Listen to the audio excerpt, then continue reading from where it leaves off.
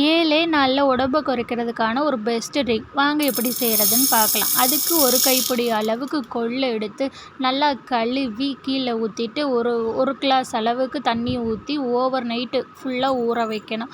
காலையில் எழுந்திரிச்சு பார்த்தா அது நல்லா பெருசு பெருசாக இருக்கும். இப்போ இதை என்ன பண்ணுறதுனா எடுத்து அடுப்பில் வச்சு நமக்கு தேவையான எவ்வளோ தண்ணி தேவையோ அது வரைக்கும் சுண்ட விடணும். இப்போ நல்லா கொதிக்க விடணும். அது நல்லா சுண்டி வர்ற வரைக்கும் கொதிக்க விட்டுட்டே இருக்கணும்.